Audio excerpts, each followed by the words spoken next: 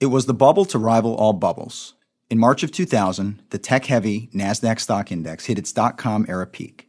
It rose from under 1,000 in 1995 to over 5,000 just 5 years later. But by the fall of 2002, it was nearly all gone, along with many of the once high-flying dot-com unicorns. Even the well-anchored blue-chip companies weren't unscathed. Investor losses were in the trillions. It would take 15 years for the Nasdaq to reclaim the 5,000 mark. And today it sits near 8,000, an 80% increase in just 5 years. Tech stocks are back in the headlines as the sector to keep an eye on. But with euphoria around tech having backfired once before, is it time to take the money and run? On this episode of The Bid, we speak with Tony Kim, portfolio manager and technology sector lead for BlackRock's Fundamental Active Equity Group. We'll talk about what makes today different from history and why tech is a breeding ground for innovation. I'm your host, Oscar Polito. We hope you enjoy.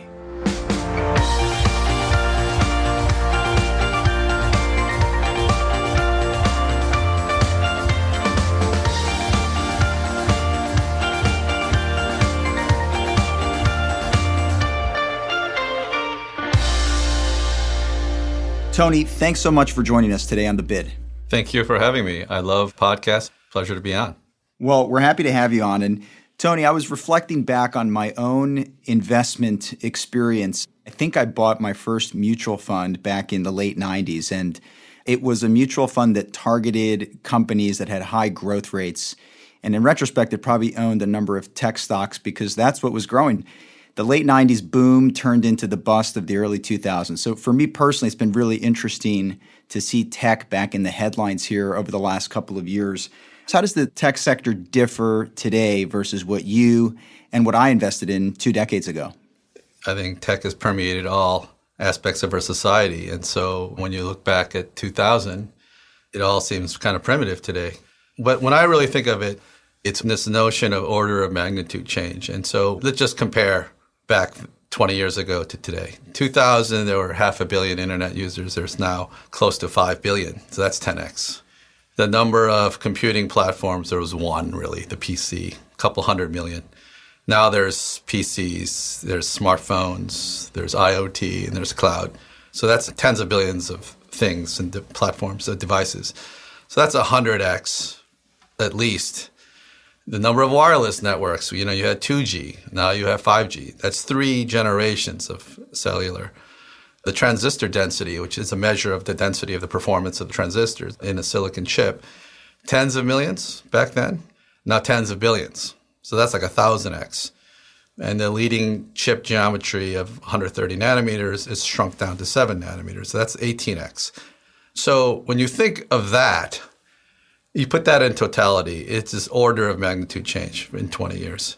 And as an investor, that's translated into a sheer explosion in the number of companies, the diversity, the dynamism, and the sheer ambition of these companies is pretty unprecedented. It's clear you have to be good at math if you've been following the tech sector for the last 2 decades, just given the order of magnitude, I think was the term you used, of the change that we've seen.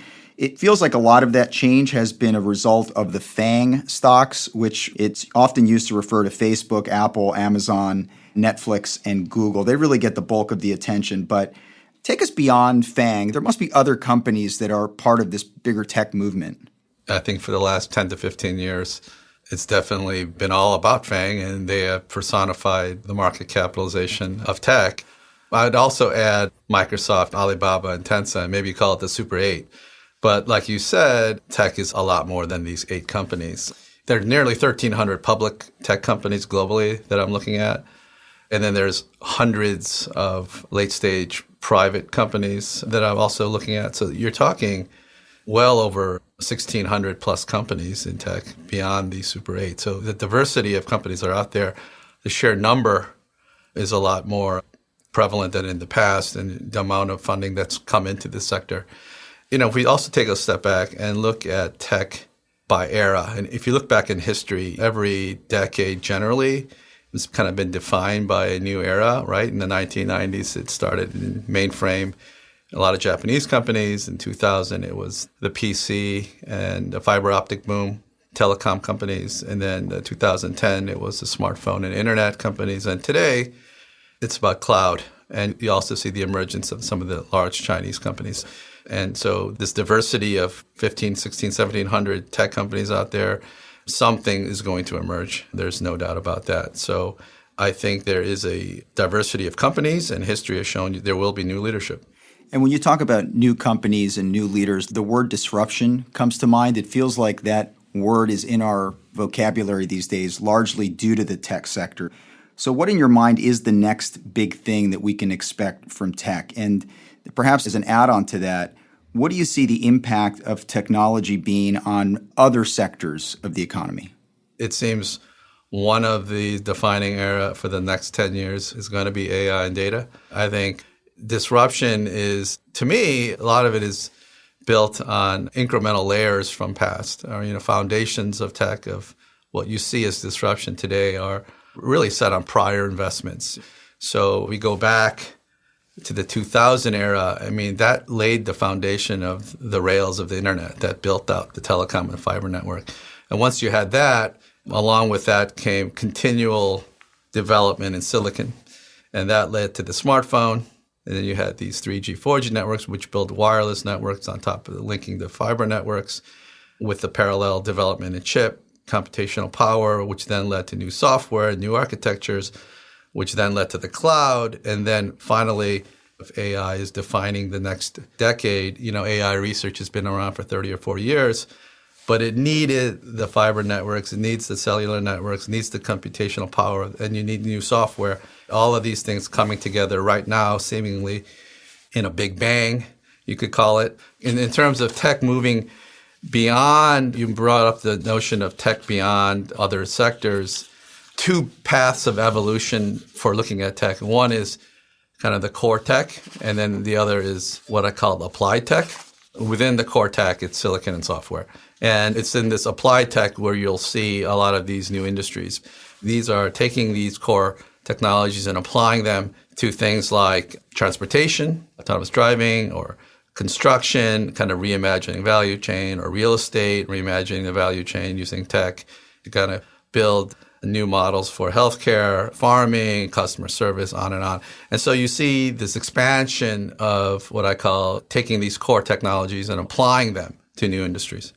In listening to you talk about AI, it seems to be that there are a number of different parts of this value chain, a number of different companies that are involved in the broader AI investment opportunity. Because you mentioned silicon, you mentioned software, you mentioned data. So is it fair to say there's no one company that does all this? You sort of have a number of different ways to invest in this theme?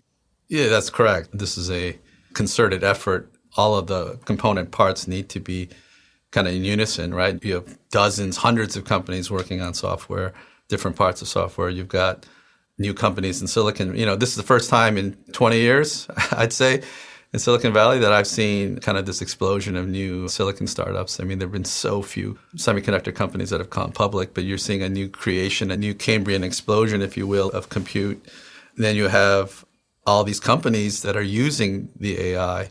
Obviously you got probably over a dozen autonomous driving companies, et cetera. So there is no one answer. And then AI is going to be used in kind of everything.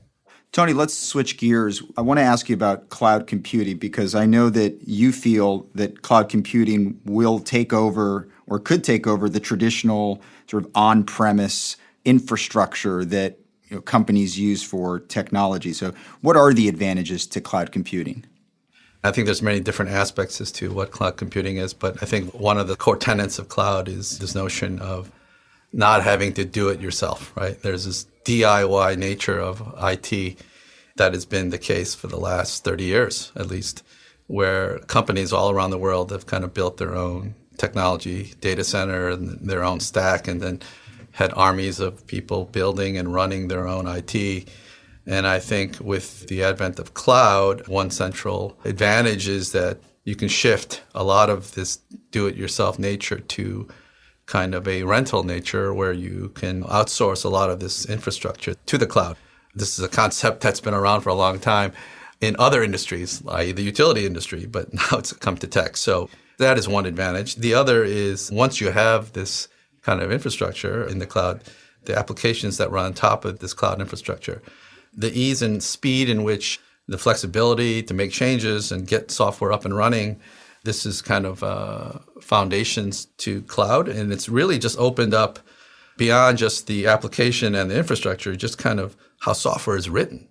I think there's just been a kind of a revolution, you could say, and an explosion in software in terms of how it's built, how it's developed, and how it's consumed and deployed. And the cloud has enabled, I think Mark Andreessen coined it, software is eating the world. And I think the underpinnings of this new cloud infrastructure has enabled this to really blossom and accelerate even.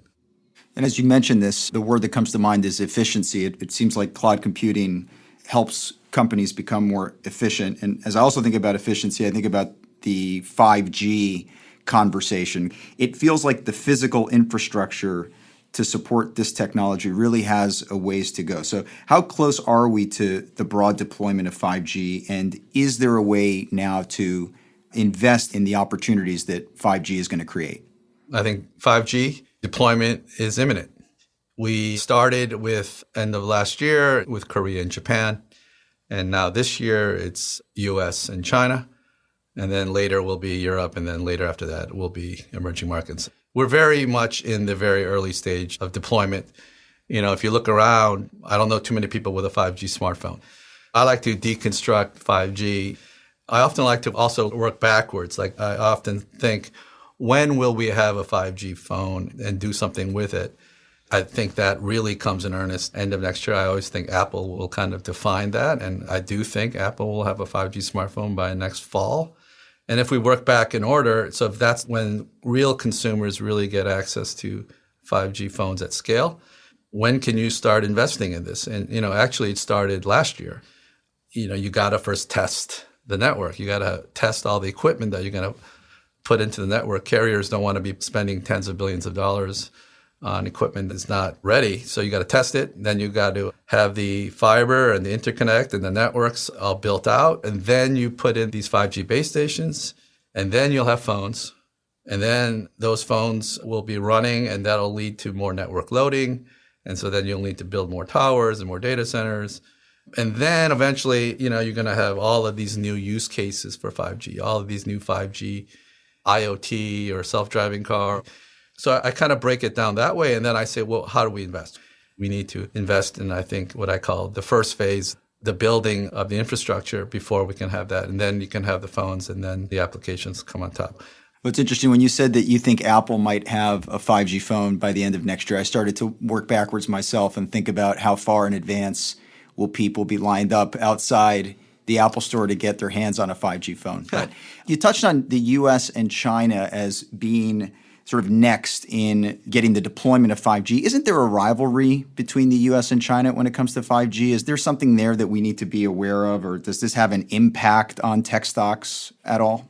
That's an interesting question. I think there is a quote-unquote rivalry in the press on 5G.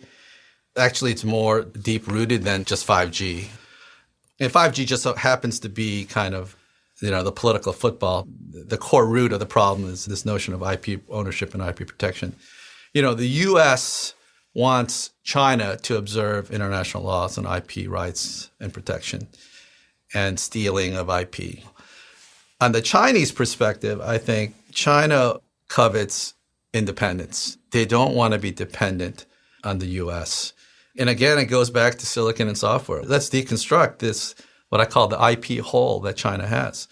For example, for 5G, when Huawei was banned or put on the entity list, the U.S. government banned the key suppliers into Huawei. This crippled Huawei.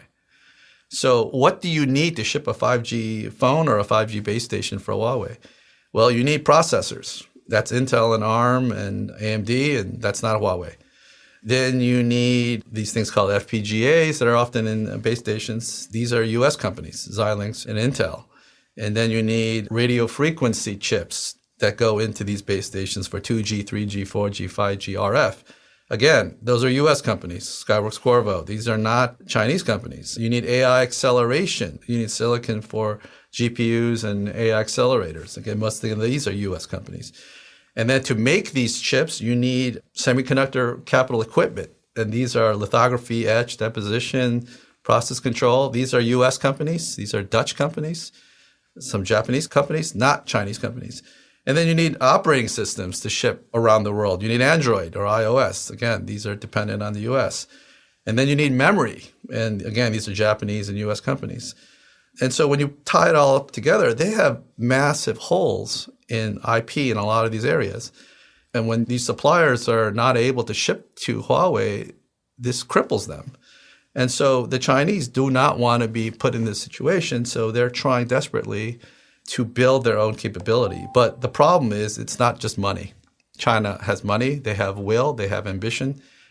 The question is, do you have the IP to do it all? And so, again, I think this is kind of the give and take here. It's this battle of IP ownership, IP protection. China wants some of these things, but they need to play by the rules, and the U.S. is playing hardball. And so that's how, in a nutshell, you asked me about 5G, and 5G is just kind of the tip of the spear of what the root issue is, in my opinion. And it feels like a good time to ask you, Tony, with everything you've said, if you had to sum up the tech sector in one sentence, what would it be? Yeah, if I were to answer that question, Oscar, I'd say tech is about creative destruction. I think tech is like biology, like nature. You grow fast, you mature, and then you die. And there's always a new company coming to take your spot. In fact, I've tracked in the last 5 years over 200 IPOs in tech globally. History has shown us that there will always be new companies.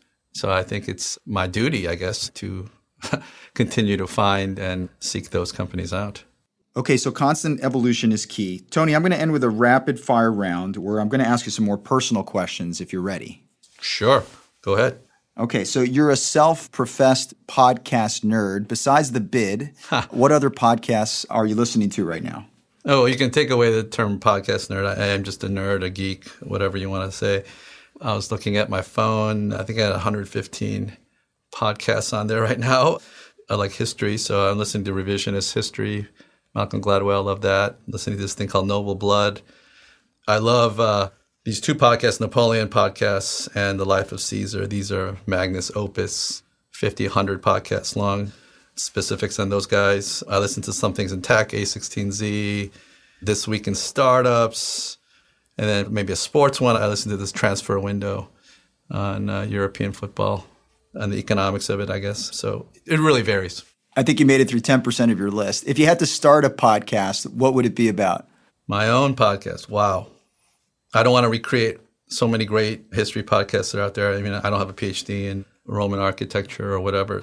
Well, I love documentaries, and I'm a deconstructionist. So I'd love to maybe do a documentary-style episodic series maybe on economic history, like what was the spice trade between England and India, or who funded the Renaissance, even maybe mix it with something modern, like talk about, deconstruct like an autonomous car company. Like what really would that entail? So you're the kind of guy that takes the computer apart to see how it works, which I can assure you is the opposite of what I do. And Tony, speaking of other interests, you're also a history buff. Yeah. I understand you own an Enigma machine, which I've Yes. seen the movie. This was used by the Germans during World War II to transmit coded messages. So how did you acquire one of these, and do you actually use it? I don't have the original German Enigma, but I did find one that was a kind of modern reinterpretation with some open source software, so you can actually program it. And I did buy it because I think this machine, obviously the Germans used to encrypt messages, but it was also kind of, this spawned the computer. And this is what, as you saw in the movie, what Alan Turing built, Christopher, to decode this German encryption machine in World War II, which led to basically, the dawn of computing. But I did buy it so that I can teach my children maybe the basics of encryption. And on that note, what one piece of old technology do you think will make a comeback? I don't know if it's the Enigma machine. It feels a little antiquated. Is there something else that comes to mind? Yeah, in general tech, things don't really come back. I'll go back to World War II. The British used radar, and I think radar is coming back. It's coming back in self-driving cars. Every Tesla has a bunch of radar, and all these cars will have radar in it. And I'll make another one. This is, again, it's something that's been around. It's the periodic table of elements. You will continue to see a lot of these rare earths, these exotic materials, composites. It has big impact on kind of some of the extensions of where silicon is going and some of these alternative non-silicon materials. So material science is back. It's already been back. Well, Tony, you're a wealth of information. Thank you so much for joining us today on The Bid. It was a pleasure having you. Thank you for having me.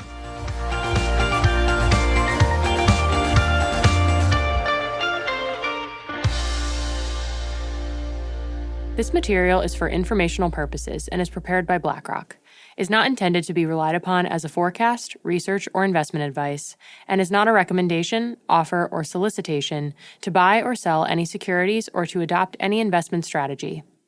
The opinions expressed are as of the date of publication and are subject to change. The information and opinions contained in this material are derived from proprietary and non-proprietary sources deemed by BlackRock to be reliable, and are not guaranteed as to accuracy or completeness. This material may contain forward-looking information that is not purely historical in nature. There is no guarantee that any forecast made will come to pass. Reliance upon information in this material is at the sole discretion of the listener. Past performance is not indicative of current or future results. This information provided is neither tax nor legal advice, and investors should consult with their own advisors before making investment decisions. The value of investments and the income from them can go down as well as up, and you may not get back the amount invested. In the U.S., this material is intended for public distribution. In the UK, this is issued by BlackRock Investment Management UK Limited, authorized and regulated by the Financial Conduct Authority. Registered office, 12 Throgmorton Avenue, London, EC 2N 2DL. Telephone +44 020 7743 3000. Registered in England and Wales, number 202 0394. For your protection, telephone calls are usually recorded. BlackRock is a trading name of BlackRock Investment Management UK Limited. In Singapore, this is issued by BlackRock Singapore Limited, co-registration number 2000110143N. In Hong Kong, this material is issued by BlackRock Asset Management North Asia Limited and has not been reviewed by the Securities and Futures Commission of Hong Kong.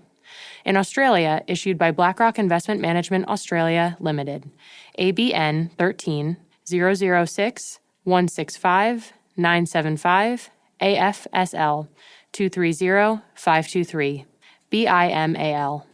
The material provides general information only and does not take into account your individual objectives, financial situation, needs, or circumstances. In Latin America, this material is for educational purposes only and does not constitute investment advice nor an offer or solicitation to sell, or a solicitation of an offer to buy any shares of any fund. No securities regulators in Latin America have confirmed the accuracy of any information contained herein. The provision of investment management and investment advisory services is a regulated activity in Mexico, thus is subject to strict rules. For more information on the investment advisory services offered by BlackRock Mexico, please refer to the Investment Services Guide available at www.blackrock.com/mx. Copyright 2019 BlackRock Inc. All rights reserved. BlackRock is a registered trademark of BlackRock Inc. All other trademarks are those of their respective owners.